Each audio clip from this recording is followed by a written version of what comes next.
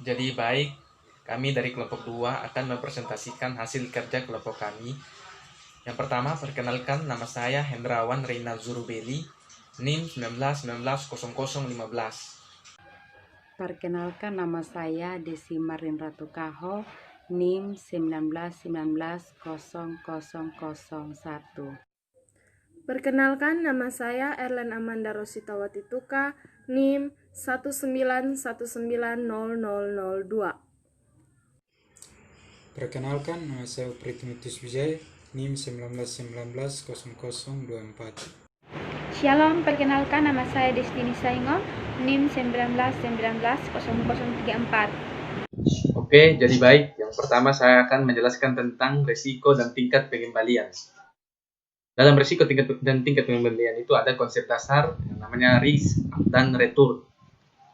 Ada dua aspek yang perlu dipertimbangkan oleh manajemen perusahaan atau manajemen keuangan dalam pengambilan keputusan, yaitu yang pertama tingkat pengembalian atau return dan risiko atau risk keputusan keuangan tersebut. Return atau tingkat pengembalian adalah imbalan yang diharapkan atau yang akan diperoleh di masa mendatang. Dan return itu adalah keuntungan yang diharapkan oleh setiap pembisnis atau pengusaha. Yang kedua ada risiko atau risk. Risiko adalah kemungkinan penyimpangan atau hasil yang tidak diinginkan dari return tadi, dari tingkat pengembalian yang kita inginkan, tapi dalam risiko ini adalah terjadinya hasil yang tidak diinginkan atau tidak memuaskan, berlawanan dari kegiatan yang kita inginkan.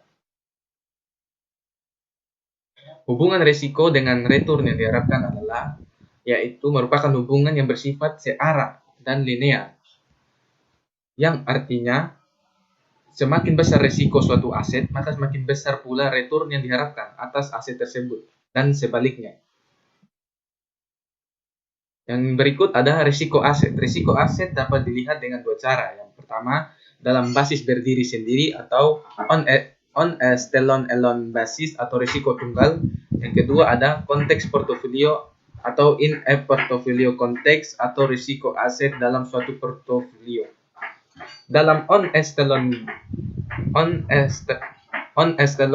basis atau risiko tunggal itu risiko yang ditanggung jika berinvestasi hanya pada satu aset saja dan arus kas asetnya dihitung secara terpisah. Sedangkan dalam konteks portofolio in konteks, dia risiko yang harus ditanggung dalam berinvestasi terdapat pada sejumlah aset atau lebih dari satu aset, dan arus kasnya terdiri dari sejumlah aset yang telah digabungkan. Yang berikut ada risiko portofolio dibedakan menjadi dua. Yang pertama, risiko sistematis atau risiko pasar atau risiko umum atau market risk. Yang kedua ada risiko sistematis, risiko spesifik atau diversiable risk. Dalam risiko sistematis atau market risk, itu terkait dengan perubahan yang terjadi di pasar dan mempengaruhi return sejumlah saham yang ada di pasar. Sedangkan risiko tidak sistematis itu terkait dengan perubahan kondisi mikro perusahaan dan bisa diminimalkan dengan melakukan diversifikasi. Yang berikut ada market risk, yaitu disebabkan oleh faktor-faktor yang mempengaruhi hampir semua perusahaan, seperti inflasi, naiknya harga BBM, perang, resesi, konflik politik, dan lain-lain. Yang berikut diversiable risk yang disebabkan oleh kejadian random seperti mogok kerja, sukses, atau gagalnya marketing program. Efeknya terhadap portofolio dapat dihilangkan dengan diversifikasi. Oke, sekian materi yang saya bawa. Terima kasih. Baik, saya akan menjelaskan materi ke berikutnya. Retur aset tunggal dan risiko tunggal. Retur aset tunggal, retur investasi terdiri dari dua komponen utama, yaitu yang pertama yield, komponen retur yang mencerminkan aliran kas atau pendapatan yang diperoleh secara periodik dari suatu investasi. Dan yang kedua, capital gain atau loss, komponen retur yang merupakan kenaikan atau penurunan harga suatu surat berharga bisa saham maupun surat hutang jangka panjang yang bisa memberikan keuntungan atau kerugian bagi investor. Retur aset tunggal. Retur total investasi dapat dihitung sebagai berikut. Retur sama dengan capital gain atau loss ditambah yield. Retur capital gain atau loss merupakan selisih dari harga investasi sekarang relatif dengan harga periode yang lalu. Capital gain atau loss keterangannya PT harga investasi sekarang dikurangi PT kurang 1 harga investasi periode lalu dibagi PT kurang 1 yaitu harga investasi periode lalu. Bagaimana cara mengukur risiko? Pengukuran risiko tunggal. Ada 3 cara pengukuran risiko tunggal atau on a stand alone risk, yaitu yang pertama, retur yang diharapkan atau disebut expected return, dan yang kedua, deviasi standar retur, dan yang ketiga, koefisien variasi. 1. Retur yang diharapkan atau yang disebut expected return merupakan rata-rata tertimbang dari distribusi probabilitas.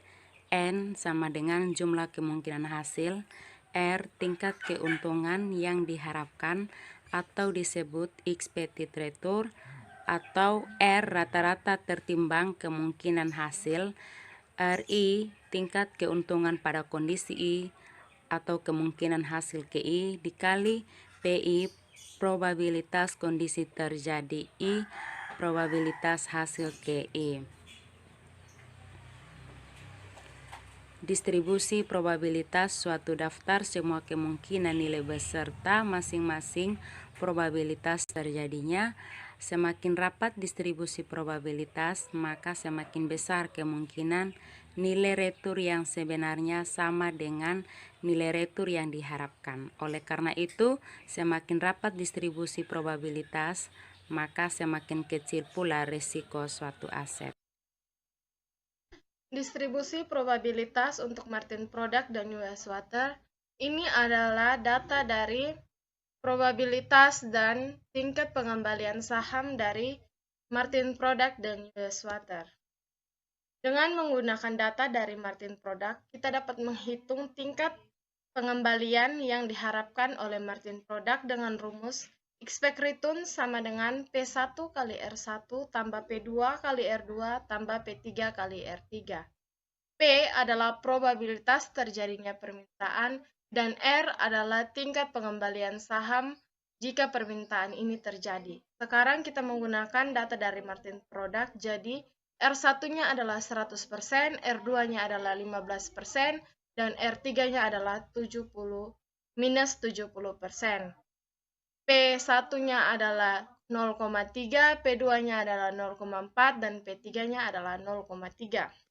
Maka 0,3 dikali 100% tambah 0,4 dikali 15% tambah 0,3 dikali minus 70% sama dengan 15%.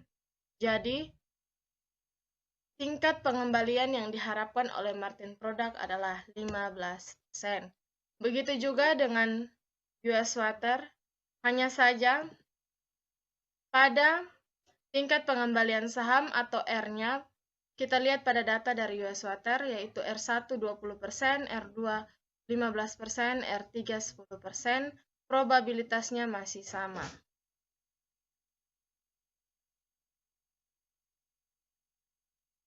Maka 0,3 dikali 20% tambah 0,4 dikali 15% tambah 0,3 dikali 10%, jadi tingkat pengembalian yang diharapkan oleh US Water adalah 15%.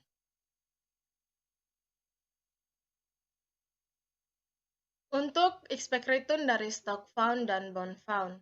Yang pertama stock found, yaitu dengan rumus 1/3 dikali rate of return. Jadi 1/3 dikali 7% tambah 1/3 dikali 12% tambah 1/3 dikali 28%, kita lihat rate of return-nya pada kolom stock found. Jadi, expect return dari stock found adalah 11%. Begitu juga dengan bond fund menggunakan rumus yang sama, hanya saja rate of return-nya dilihat dari kolom bond fund, maka expect return dari bond fund adalah 7%. Contoh kasus yang pertama, dari data probabilitas dan tingkat pengembalian dalam berbagai kondisi ekonomi atas saham X, di mana probabilitasnya sudah diketahui dan returnnya sudah diketahui. Yang ditanya adalah besar risiko saham X. Jadi, kita menggunakan rumus yang sama, yaitu P1 dikali R1 tambah P2 dikali R2 tambah P3 dikali R3. Jadi, 30% dikali 20% tambah 40% dikali 18% tambah 30% dikali 15%. Jadi, expect return dari saham X adalah 17,7%. Contoh kasus yang kedua, data periode pengamatan dan tingkat pengembalian atas saham X yang diketahuinya adalah periode dan return-nya. Berapa besar risiko saham X? Maka expect return sama dengan jumlah dari return yang ada, 16%, 18%, 20%, 17%, dan 21% dibagi dengan jumlah periode yaitu 5. Jadi 16% tambah 18% tambah 20% tambah 17% tambah 21% sama dengan dibagi 5 periode sama dengan 18,4%. Kedua, 2 deviasi standar. Untuk mengukur kerapatan distribusi probabilitas digunakanlah deviasi standar. Rumusnya alfa sama dengan akar sigma n, I sama dengan 1 dikali RI kurang R dikuadratkan kali PI. Semakin kecil deviasi standar, semakin rapat distribusi probabilitas, sebagai akibatnya semakin kecil risiko. Contoh deviasi standar, PI sama dengan 0,3, RI 100%, maka RI kurang R dikuadratkan sama dengan 0,7225, RI kurang R dikuadratkan kali PI sama dengan 0,21675. Jika PI-nya sama dengan 0,4, RI-nya 15%, maka RI kurang R dikuadratkan sama dengan 0, RI kurang R dikuadratkan kali PI sama dengan 0,0. PI 0,3, RI minus 70%, maka RI kurang R dikuadratkan sama dengan 0,7225, RI kurang R dikuadratkan kali PI sama dengan 0,21675. Totalnya 0,4335. Standar deviasi 0,6584 sama dengan 65,84%.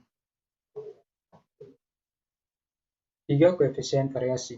Jika dua investasi memiliki ekspektasi pengembalian yang sama dengan standar deviasi berbeda, kebanyakan investor akan memilih standar deviasi yang lebih rendah sebagai risiko lebih kecil jika dua investasi memiliki risiko standar deviasi yang sama. Dengan ekspektasi pengembalian berbeda, umumnya investor akan memilih investasi dengan ekspektasi pengembalian yang lebih tinggi. Jika dua investasi, salah satunya memiliki ekspektasi pengembalian yang lebih tinggi, tetapi yang lainnya memiliki standar deviasi lebih rendah, gunakan koefisien variasi. Koefisien variasi, jika terdapat dua pilihan investasi yaitu A dengan return yang diharapkan lebih tinggi dan B mempunyai deviasi standar lebih rendah, rumusnya CV sama dengan KV sama dengan sigma per R. KV menunjukkan risk per unit of return dan memberikan ukuran risiko yang lebih bermakna ketika dua alternatif memiliki ekspektasi tingkat pengembalian yang tidak sama. Misal, apabila terdapat dua proyek yaitu A dan B, return yang diharapkan dari proyek A 60% dan B 10%, deviasi standarnya proyek A 15%, B 3%, maka koefisien dari proyek A sama dengan 15 bagi 60 sama dengan 0,25, proyek B 3 dibagi 10 sama dengan 0,3. Investasi portofolio dan risiko portofolio. Investasi portofolio. Portofolio adalah suatu kombinasi dua atau lebih investasi. Contoh portofolio Tuan A terdiri dari saham, Telkom, saham Indosat, saham Indofood. Tujuan portofolio meminimumkan risiko dengan cara diversifikasi. Portofolio return yang diharapkan dari suatu portofolio adalah rata-rata tertimbang dari semua return yang diharapkan dari sekuritas-sekuritas dalam portofolio. Rumusnya R sama dengan sigma N I sama dengan 1 dikali WI kali RI. R sama dengan W1 R1 ditambah W2 R2 tambah W3 R3 dan seterusnya. R adalah return yang diharapkan dari semua aset portofolio, sedangkan W adalah nilai masing-masing investasi dalam portofolio. Contoh jika membentuk portofolio senilai $100.000 dengan menginvestasikan $25.000 untuk setiap saham, hitunglah pengembalian return portofolio yang diharapkan. Microsoft sama dengan 12% sama dengan 25.000. General Electric 11,5%, 25.000. Pfizer 10,0%, 25.000. Coca-Cola 9,5%, 25.000. Return yang diharapkan dari portofolio ini adalah sebesar 0,25 kali 12% tambah 0,25 tambah 11 tambah 0,25 kali 11,5% tambah 0,25 kali 10% tambah 0,25 kali 9,5%. Hasilnya 10,75%. Tadi telah dijelaskan tentang return portofolio. Sekarang saya akan menjelaskan tentang risiko portofolio. Portofolio adalah rata-rata tertimbang dari tingkat pengambilan yang diharapkan dari masing-masing saham. Dapat kita baca di sini. Dan kemudian ada lagi yang dinamakan dengan covariance.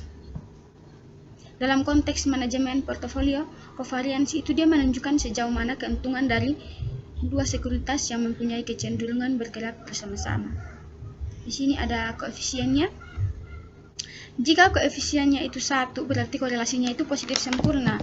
Tetapi jika koefisiennya itu -1, berarti korelasinya negatif, yang berarti secara historis selalu bergerak ke arah yang berlawanan. Di sini jika kedua saham mempunyai koefisien 0, berarti tidak ada korelasi atau tidak ada korelasi dalam hubungan antara saham. Ini ada konsep koefisien korelasi. Seperti tadi yang telah dijelaskan bahwa penghubungan dua sekuritas yang berkorelasi 0 akan mengurangi risiko portofolio secara signifikan. Karena jika dia koefisiennya itu 0, berarti tidak ada korelasi, maka dia mengurangi risiko portofolio secara signifikan. Di sini ada yang perlu kita ketahui bahwa dalam dunia nyata 1, 0, dan -1 sangatlah jarang terjadi. Jadi itu tidak perlu, di sini kita bisa langgar. Untuk menghitung risiko portofolio ada 3 hal yang perlu ditentukan. Yang pertama ada variance setiap sekuritas. Yang kedua ada covariance antara satu sekuritas dengan sekuritas lainnya. Nah, dalam covariance dapat dihitung dengan menggunakan cara probabilitas dan menggunakan juga cara data historis. Yang ketiga ada bobot portofolio untuk masing-masing sekuritas. Risiko portofolio juga dapat dihitung dengan keuntungan saham dengan rumus expected value atau menggunakan nilai-nilai probabilitas. Di sini ada rumus risiko portofolio untuk dua sekuritas. Ini ada rumus bahwa standar deviasi adalah akar dari proporsi ditambah 2 kali proporsi yang ada, dan ini kita dapat lihat pada keterangannya. Pada market and diversifiable risk, dalam suatu kondisi tertentu, mengombinasikan sekuritas dalam portofolio mengurangi risiko, tapi tidak menghilangkan risiko apa yang terjadi apabila kita memasukkan lebih dari 2 saham di portofolio. Risiko dari portofolio akan berkurang seiring dengan bertambahnya jumlah saham di portofolio in the real world, atau di mana saham itu dia bekerja, perusahaan itu bekerja secara resmi, di mana koefisiennya korelasinya di antara saham-saham individu pada umumnya positif tapi kurang dari 1. Berarti korelasinya tidak semua dapat dihilangkan. Nah, ini adalah Capital Asset Pricing Model atau CAM, yang merupakan model untuk menentukan harga suatu aset. Ini ada pengertian di sini bahwa CAM adalah sebuah model yang menggambarkan hubungan antara risiko dan keuntungan yang diharapkan. Model ini digunakan dalam penilaian harga sekuritas. Modelnya itu dia diperkenalkan oleh beberapa para ahli, kita bisa lihat bersama. Jadi kita langgar. Di sini KAM yang digunakan untuk menganalisis risk dan rates of return. Beta dalam KAM, stoka. Jika risikonya tinggi, betanya itu sama dengan 2, dan jika risikonya itu rata, betanya sama dengan 1. Tapi jika risikonya itu rendah, betanya itu sama dengan 0,5. Di sini dapat penjelasan. Ini ada sekuritas market line atau garis pasar sekuritas. Garis yang menghubungkan tingkat return harapan dari suatu sekuritas sistematis atau beta. Ini digunakan untuk menilai sekuritas secara individu. Pada kondisi pasar yang seimbang, yaitu kita dapat menghitung tingkat keuntungan yang diharapkan pada tingkat risiko sistematis tertentu. Seperti ini adalah perlindungan risiko dan tingkat bunga bebas risiko. Ada 2 yang dapat kita hitung di sini kasusnya. Sekuritas market line atau tadi garis pasar sekuritas. Jika betanya semakin besar, beta suatu sekuritas, maka semakin besar pula risiko pasarnya dan semakin besar pula return atau keuntungan yang diinginkan investor. Di sini ada rumus. Kita bisa lihat. Nah, dalam ini ada contoh soal. Dalam rumus kita bisa lihat contoh soal. Di sini ada penjelasan. Saya akan menjelaskan bahwa contoh dalam PT MTV, return yang diharapkan dari obligasi pemerintah yaitu 8%. Return yang diharapkan portofolio pasar ada 12%. Berapa tingkat pengembalian yang diharapkan pada saham PT MTV apabila betanya adalah 1,4? Di sini yang diketahui adalah RV. Coba bisa kita lihat ini tingkat pengambilan atau return bebas risiko. Itu tadi dia punya besar adalah 8%, dan untuk return yang diminta dari suatu portofolio tersebut ada 12%. Betanya itu 1,4. Jika kita hitung tingkat pengembaliannya adalah 8% tambah 12% dikurang 8% dikali dengan 1,4 betanya tadi. Itu kita dapat hasilnya akhirnya itu 13,6%. Nah, di sini kita melihat kesimpulannya bahwa semakin tinggi beta suatu sekuritas, semakin tinggi pula risiko pasar sehingga semakin tinggi pula return yang diminta oleh investor untuk sekuritas yang bersangkutan.